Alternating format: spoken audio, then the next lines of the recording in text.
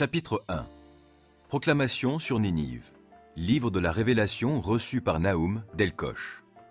L'Éternel est un Dieu qui ne tolère pas le mal et qui le fait payer. L'Éternel fait payer, sa fureur est terrible. Il fait payer ses adversaires, il garde son ressentiment contre ses ennemis.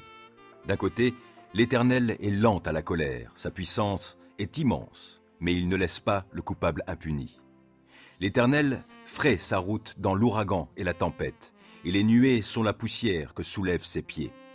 Il menace la mer et il la met à sec. Il fait tarir les fleuves. Le Bassan et le Carmel dépérissent, la flore du Liban se fane. Les montagnes vacillent à son approche, les collines s'effondrent, la terre se soulève devant ses pas.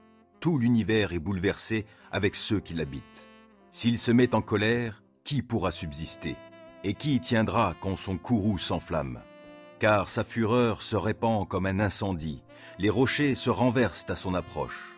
Mais l'Éternel est bon, il est un sûr abri au jour de la détresse, et il prend soin de ceux qui se confient en lui.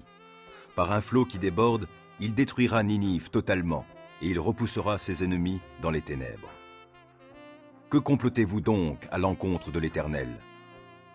C'est lui qui est l'auteur de destruction totale, et la détresse ne reparaîtra pas une seconde fois. Ils sont pareils à un fourré d'épines enchevêtrées.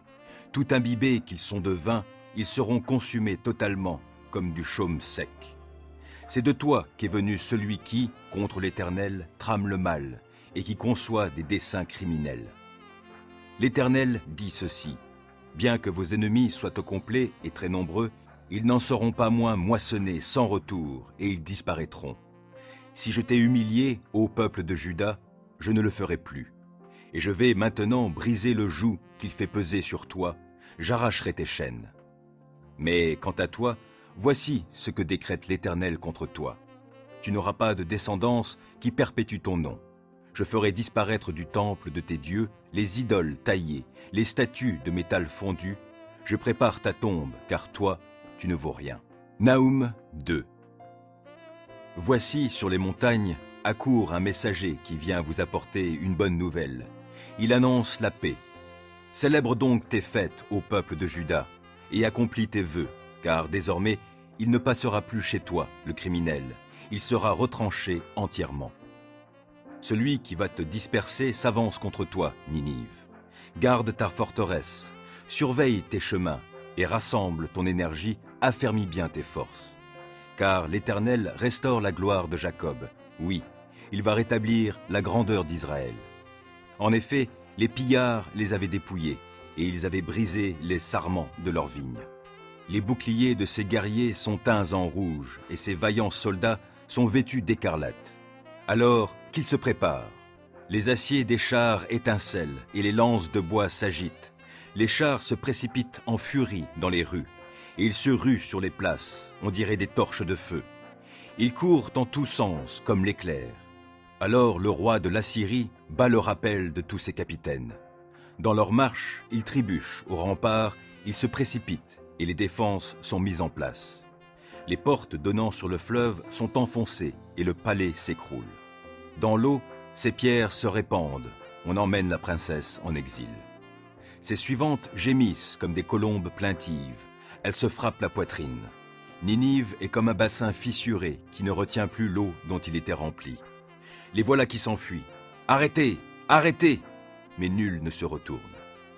Pillez tout son argent et raflez tout son or. Ses richesses sont sans limite. Elle est remplie d'objets précieux de toutes sortes. Sac, saccage et carnage. Hélas, les cœurs défaillent et les genoux flageolent. Les voilà qui tremblent de tout leur corps. Les visages de tous sont blancs comme des linges. Qu'est devenu cet antre du lion, ce domaine où les lionceaux se repaissaient des proies que le lion était allé chercher sans qu'il soit dérangé?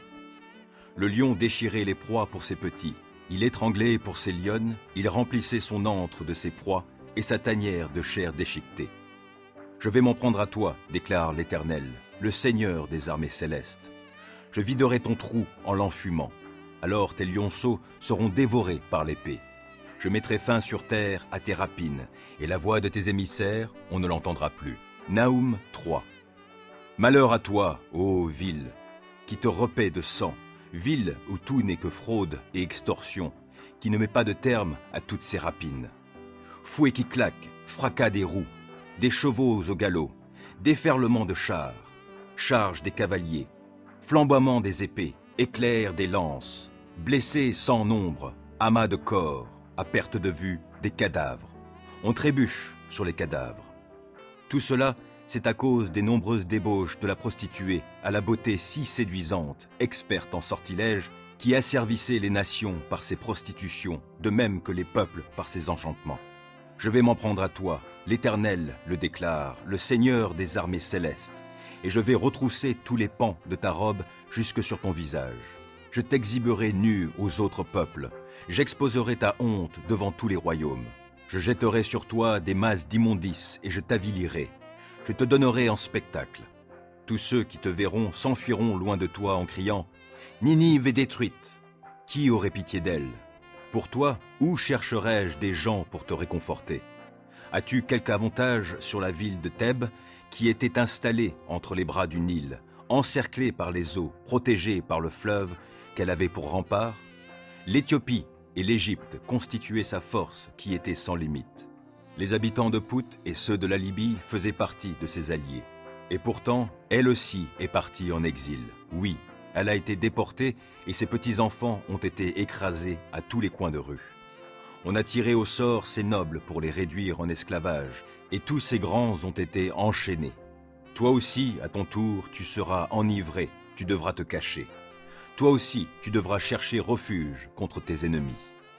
Toutes tes forteresses sont comme des figuiers chargés des premiers fruits. À la moindre secousse, ils tombent dans une bouche prête à les manger. Considère ton peuple. Il ne reste plus chez toi que des femmes, et les portes de ton pays sont, pour tes ennemis, toutes grandes ouvertes. Le feu a consumé leurs barres. Puise de l'eau en vue du siège, renforce ta défense. Va prendre de l'argile, pétris la glaise, mets en état ton four à briques. Là, le feu te consumera, l'épée vous exterminera, et elle vous dévorera comme des sauterelles. Que ta population pullule comme les sauterelles, qu'elle pullule comme les criquets. Tu as multiplié tes commis voyageurs, ils surpassent en nombre les étoiles du ciel, tout comme des criquets font éruption, puis prennent leur envol. Ils pullulaient, tes inspecteurs, comme des sauterelles, tes officiers grouillaient comme des essaims de criquets. Ils se posent dans une haie par un jour de froidure. Dès que le soleil brille, les voilà envolés, et disparus, on ne sait où. Roi d'Assyrie, tes dirigeants sont endormis de leur dernier sommeil.